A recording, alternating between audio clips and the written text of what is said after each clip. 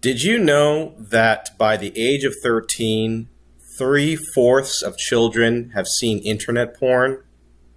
Did you also know that 50% of those surveyed from this 2023 study have seen extreme pornography, which means the fetishes of the worst kind, violence, and even sexual assault fantasies? Hi, I am Chris, the principal. This is my show and a special broadcast for what you see in the title. And this show will be about what's happening to our young people. I usually talk about it in terms of the education system, but this is something that is extremely dire that is going on. It has been going on for some time, and now that we have a new generation that is more connected by the internet than ever, it is worse than ever before. And the reason why I brought up these statistics is because I want to prevent you from clicking off. I want to prevent you from putting your head in the sand, because that is a big root cause of it. No more of this head in sand behavior. Our children are in danger of losing their minds. Many already have.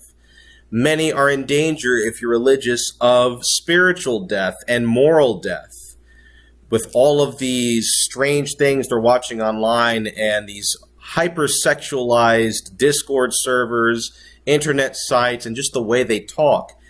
There is a lot going on behind the scenes.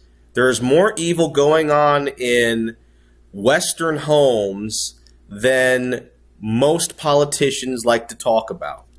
We like to distract ourselves with all of these issues that really don't affect people who are right next to us or ourselves. And I think this is a big problem. This is one of the real problems of the world, one of the things that actually affects the lives of everyone, because the internet is so accessible. Internet pornography is how most of these kids are accessing it. So those are just two statistics. And I hope that disturbed you enough. But in case you're not disturbed enough, and maybe you don't even believe that porn is a problem, according to the data, 66% of men do not think porn is a problem. They think it's fine. 48% of women don't think it's good either. And you may think to yourself, well, okay, so the men are into it because men are dogs, and this is a problem, right? But according to new porn statistics, women are starting to watch it just as much as men. When it comes to the older generations, not so much, but younger, it's neck and neck. And on top of that, many of the women polled in separate studies do believe in hookup culture or think that the sexual revolution is okay, right, politically. So they may not be that happy about internet pornography. That may not be their cup of tea, but they do agree with the hypersexualized society. And that's my first contention here, okay?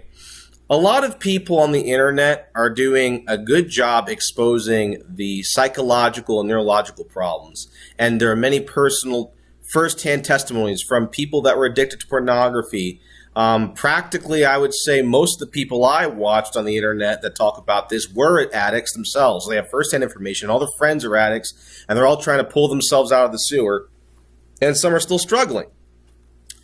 But then there are other people that have a very, very dismissive attitude. And it's starting to affect the young. And I'm just wondering, where are you people? Have we lost our sense of protecting the young? I think we have. I think we have through our collective public sin of the sexual revolution and liberalism, which excuses it or defends it. I think we ignore it because we subconsciously, and Freud, I'm sure, is rolling in his grave laughing out loud, we subconsciously have our own problems. And that is why people are ignoring this. And as a teacher, it's horrifying. It's horrifying the absolute indifference there is to this issue. But the reason for this indifference, I've been really thinking about, and the reason for it is there are a few simple reasons. The first is the belief that the sexual revolution was not that bad. And the sexual revolution, of course, did not involve pornography for the most part. It involved the hippies, right? It involved free love. But just like any person worth their salt in logic or rational historical analysis, you plant that seed into the ground, you sprout all kinds of worse fruit. And we have to, if you think the sexual revolution is okay, you have to admit you're complicit, at least ideologically, in this problem. How the heck would porn be so rampant if we had so many people sitting on their hands or encouraging perversion? If so many of those people were instead fighting the good fight or saying something about it, if we didn't have so many people encouraging this through their silence and through their action, and this attitude of recreational sex, because that's obviously what pornography is about, then I really wonder if this would be such a problem. Would it have been a problem before? Well, there's always been erotic drawings. Okay, I'm a historian. There's always been some, porn dog who likes to draw naked people, right? There's always going to be that problem. But we're not talking about that. I'm not asking for perfection here, folks. No one is. No one on this channel is asking for perfection. We all know there will always be sin and vice and people with issues, okay? We all know this. But we have to admit when things are at critical mass, and we have to admit when the culture went pure narcissist/immorality mode. And that is what happened. And so many of these people think maybe they could bury the past in the 60s through 80s when they were living it up and it wouldn't affect their kids. Wrong. Big mistake. And as a parent, if you're a new parent, I hope you learn from history. And when I become a parent, I hope I learn from this. You set up one erroneous idea, even if it doesn't start off that bad. And the sexual revolution was bad. It wasn't even possibly bad. It was bad. It was really bad. But you set that up and look at what you have unleashed, right? You have given a justification. So there are people out there that really don't consider these sexual problems a problem. Well, let's go through a little data here. And this data is more neurological. Check out statistics on Your Brain on Porn. It's a website. You can Google it, Your Brain on Porn. And of course, you can also look at testimonies throughout the YouTube hemisphere. And it is clear that there is a rewiring of the brain. It literally wires your brain and shifts your dopamine for you to be more either compulsive towards perversion or needing to, aim for some sort of sexual activity, whether it be hooking up or masturbation or something.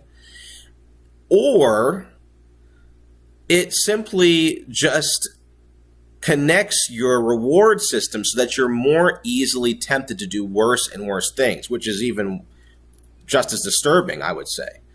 So they actually took scans of brains and they found out that the brain, the frontal lobe part of the brain, is darkened with porn addicts, just like a drug user. It's probably, from what most people can see, on the level of crack cocaine in terms of how serious. So we have children who are doing something on the level of crack cocaine. We're talking about as young as 8 years old in terms of the outliers. Still a strong minority for 8 years old. I mean, we're talking about at least several 100,000. And it's hard to gather this data. So who knows? I mean, this is new data. And a lot of kids are on iPads and talking to people they shouldn't be.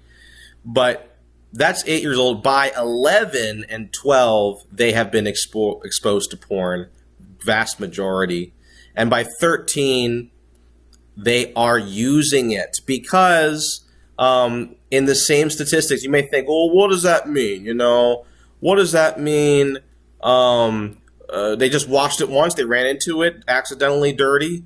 And then that's it. They ran away screaming. No, they didn't. 71% said they deliberately watched pornography, said they viewed it within the last week. The data show that they are already consistent users. And for an anecdote, we literally, today, I work at a school, we had to deal with some perverted stuff from middle school, and we had to take care of these kids who literally have no filter. We'll get to that, another problem coming down the road, already here, later. But we know now that they are watching porn, okay? Kids are doing adult sins of the highest degree in terms of at least watching and being a voyeurist. And this has been going on for some time, since the internet, all right? So as the millennial generation, that's me, there's similar statistics out there. Maybe it was a little bit less accessible, but it really has been going on for 2 generations strong now. But again, what led to this? Well, first of all, what goes on within these homes is that the parents are neglectful of their child's development. What is up with the parents going on? And I've always thought about this. Why, when we know that children are going through puberty, and we know that this is a developmental, vulnerable stage, their sexuality is being defined, why is this put on the back burner? Okay, now I know it's worse than that. Now I know that public schools are embracing pornography in their sex ed curriculum and saying it's a healthy alternative, lies, or maybe it's just something you do. But why do we avoid this? Why don't we talk about this? And I think the first philosophical reason is that they don't think it's a problem. And because people do not listen to their common sense, or they don't step out in faith, they aren't real Christians, or they're not strong Christians, they have to drag their heels like everything else in these social problems. And now science, neurology, is finally coming to save us. We could have saved ourselves a long time ago, but now, surprise, surprise, instead of waiting, we could have listened to common sense and just asked some questions. But it turns out that this is an extreme addiction, and it's affecting everyone. So this laziness is what I want to talk about. We can point our fingers at kids, and that's another thing that makes me sick. People like talking about their kids behind their backs, but who's in charge of the kids? It's pretty sick to do that, by the way. And I would even include college students to some degree. Yes, they're adults, but this thing of complaining about woke or sexualized kids is pretty damn hypocritical and sick, because who was in charge of them, right? And so when you really look objectively at it, there is this indifference to how children emotionally and spiritually develop. And this is horrifying, because this is supposed to be a time where they're supposed to have a chance to get their wherewithal, get their bead on life. They don't even have a chance now to develop completely before they even start these decisions on what they believe in terms of sexual revolution. Now they have to, at age 10, be sexualized.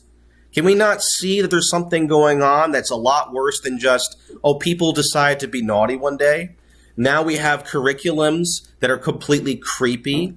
The public schools and many state governments, at least in America, are supporting sexualizing children. And where are the parents?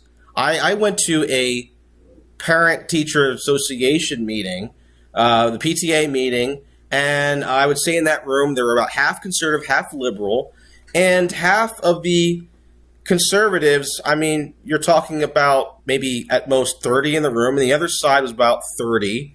So 60 people in total were bothering to show up because there was a child porn book put into a library. And, of course, the curriculum is even sicker than before. 60 people out of a district of thousands in a very densely populated state. There is something very wrong going on with who's raising the children. And this is my second reason why I think this is happening. Okay? Yes, you have perv parents. We know that sexual molestation and grooming happens. And just parents who are liberal and think it's fine. We know that. Yes, but the vast majority, which is the deep, dark closet here, do not believe in the importance of the soul, and they do not believe that the emotional and mental development and moral character of their children is as important as making money. They think it is cute. They think it is A Christmas Carol by Charles Dickens. They do not think that it is anywhere near as important, probably because they themselves give themselves passes. All right, we live in a money and success and convenience obsessed society, and that is a deeper root, I think, possibly during the time of the sexual revolution, but I'd say it really got ignited during the 80s with the boom, right? There are these parents that really do not think that matters that much. And come on, right? Then you have the laughing joke of sending your kids to college, and we all know what goes on in college, and they joke about it, okay? Maybe they absolve themselves by saying, well, my child's an adult, they have free will. But the problem with your little stupid logic there is, okay, the problem is that porn addiction is very compulsive. And so can any sort of promiscuity. It can become a compulsion. And if it isn't a compulsion, maybe someone is compelled. It certainly is tempting to have a quick rush, an extremely powerful high. So you have people that are compromised or tempted without an alternative. See, that's what's the true evil and sick thing about all this. Isn't just the fact that people are deciding to be sinful. It's the fact that we are cramming it down children's throats through our indifference and our corruption, and we have no alternative. We don't think to ourselves, maybe we should give them outlets for, let's say, courtship. Maybe let's find ways for boys and girls to healthily bond together. Maybe we should stop the college rat race. Let's maybe think again about this idea of young adults, right? Are they really young adults, or are they little babies in poo-poo diapers? Are they teenagers who could potentially get pregnant and run someone over in their car? Or are they our little sweetie pie who couldn't do anything wrong, right? You know, you have these mothers in court who still defend their child, even though it's obvious they did something wrong. Do we have this naivete? Should we maybe be encouraging young adults to become adult in a mature, wise way? I would prefer, it may sound a little bit backwards and sound like some sort of hick bumpkin old-fangled idea, but I would prefer, honestly, and according to my beliefs, this checks out, if two 16-year-olds, let's say, start having feelings with each other, but they are well-adjusted, mature, wise, and moral people, and they don't go to college and then get married at an early age and have a family, which was the case for a long period of time. Now, you can go into what the ideal age is. That still can be discussed when you're completely developed. It's really up in the air. I mean, it really is. But if they were well educated and they were, more importantly, morally educated, and loved each other, I believe they are better off than some cracked out kid who goes through porn, then the hookup culture in college, and then ends up in some ratty relationship, which ends up in divorce. Oh, and by the way, since I'm sure some people may think, well, what does this have to do with any end time ramifications? So here, there is data on how it affects people in terms of relationships. And in terms of marriage, which is, after all, the most extreme relationship you can think of, right? It's the the bonding between man and woman here. It turns out, when you look at the divorce statistics, it turns out that the majority of men, okay, the majority of cases had some connection when it came to divorce and the man being the person considered to be at fault, okay? It turned out the majority of men actually cite the internet and pornography as a main factors to what led to the marriage breakup. This is horrible for marriages. On top of that, in terms of what happens in the brain, a man who messes with his dopamine to such a degree and all of the sexual hormones messes with sleep habits because you're staying up. That's another common thing. I'm trying to keep this show brief because I really don't think I need an hour for this. But they mess with their sleep cycles. Their eating habits can be affected because dopamine is a neurochemical that is connected to all of these things: sleep, eating, mood. The libido is connected not just to sex. It's connected to the energy of men and women. It's also connected to mood. It's connected to so many things. It is such a powerful drive behind just who we are as human beings. So depression and loneliness is definitely affected in men, and especially self-confidence. Usually the depression is like this castration. It's like this, I really feel like I just can't bring myself to be assertive. I don't know what the point is. I just want to go home. Okay. So the porn actually enhances these negative feelings. And so this is connected to our mental health crisis. And everyone's into mental health, right? So why aren't we talking about this? Now, a guy by the name of Dr. Sad said there's some woke stuff going on behind the scenes where the Association of Psychiatrists, after many studies were submitted, decided years and years and years, over many years, kept deciding not to make sex addiction or promiscuity something to be looked into. I think it is a case of great corruption, and it is a case of lobbying and all of that. Okay, and that's my final point here. There's more to it than even parents not caring, parents thinking it's not a big deal, and yes, all of these are already death blows, in my opinion. We need a miracle and a half. We're talking about death blows because we're looking at a divorce rate that's horrible, and the divorce rate that went down is only because people aren't marrying enough to get divorced.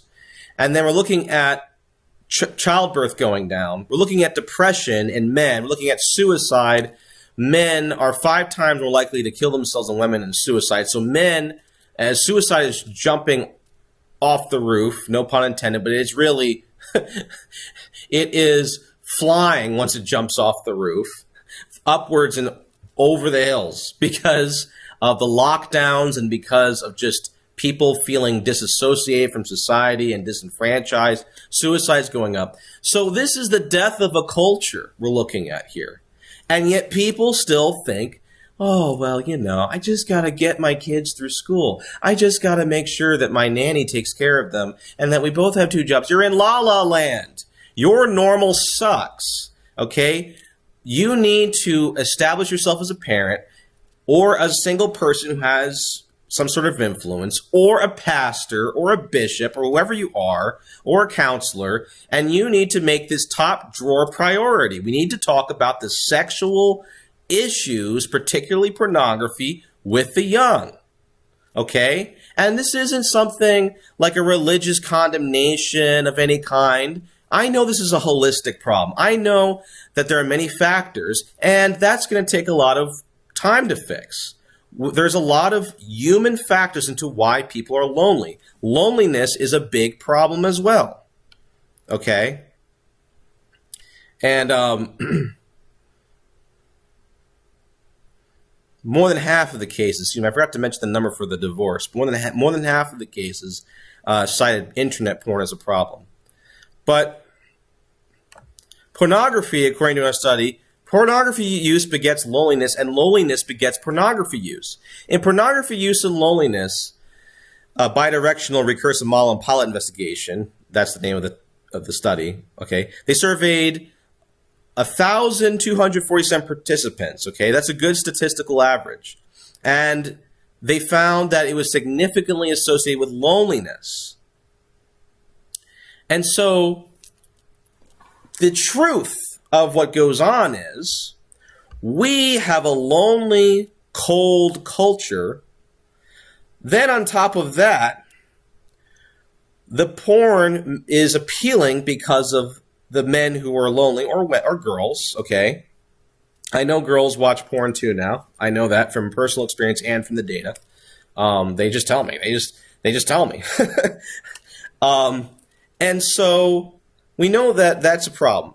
But then the porn makes them lonelier because, just like with all of these drugs, these fake highs without context never seem to scratch the itch. Okay, this is a common 12-step program experience. I don't even need that much data for this, but there's tons of data about how it makes people lonelier. It's basically a drug, right?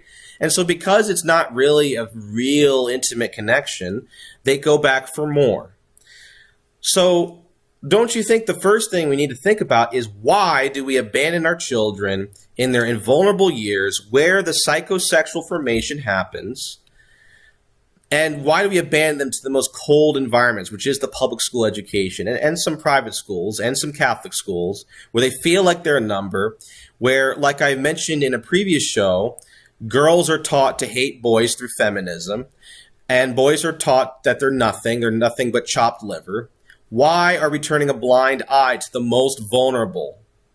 All of these people that are such wounded, bleeding hearts about all these other problems should put this as top priority, because there's nothing more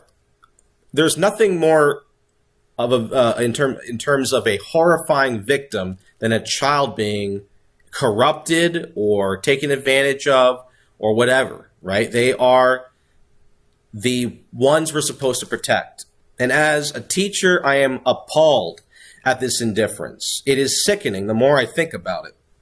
And this is just one topic of many in which we abandon our children in terms of emotional and psychological development. And as Rome burns, we see that, wow, money isn't the root of all these causes. People are self-destructing. They have everything they wanted, but they're self-destructing. Stupid. How many plays and stories have we had where the character realized that materialism doesn't make them happy? You know what does make people happy, actually? The very thing that we're afraid of talking about, the very thing that some people are prudish about and they're heavy-handed, and the other thing that people think just shouldn't be talked about, is love. Sexuality is a 95% to 99% greater portal towards a happy life, if done properly, right? If not disordered, than money. Money is a tool. And it's so sad that people have just lost sense of this. Maybe you need to get back in touch with the brokenness of your childhood. I know there are millennial parents now and Gen X parents. Maybe you need to go back into your public school days and remember how cold and empty it was, and think to yourself, do I really want to constantly continue this subjugation, or do I want to do something about it? Maybe I can be the difference. Maybe I can talk to my children about their feelings, about porn. Trust me, they're not that bashful about it, okay? And that's another problem. Now, the problem is, on a moral scale, they have no alternative but lust. Even when I was a kid, there really wasn't any alternative but lust. There was no sense of healthy romance. Even though we still have it within us, God gives us a taste for romance, it is overrun by lust. It is substituted out. So they're just yearning for this, and no one wants to talk about this. And so it's ridiculous. It is a horrible epidemic. It needs to be addressed. And It needs to be addressed in an intelligent way. We do not need crazy religious zealots just saying how everyone's going to hell. We also do not need liberals and indifferent cowards pretending that it's fine. Okay? We need to just become human again, and we need to become moral again, and I would say Christian again, and we need to remember what really matters at the end of the day, which is how we treat each other, especially in terms of men and women, one of the most basic and yet fundamental designs of human love, something that's meant to help us get out of our selfishness, which is a man and a woman loving each other, and through that, learning how to love others. And of course, gaining healthy self-love. I'm not going to get into the self-love movement, but I'll definitely say that, I tell you what, most of these kids and young people think self-love is a joke compared to if they had a significant other who loved them for who they were, and if they had their minds back, and if they had a healthy romance instead of all the porn, hook up, promiscuous clothing. There is a revolution happening. It is starting to happen. People are starting to get sick of this, including the kids. But we need to help out on this. We need to stop acting like it's all good, and especially as the adults. So that's it. That's my rant. Leave your comments, leave your suggestions, leave your ideas, and we are going to continue discussing this on this channel. God bless, and I hope to see you next time, and take care.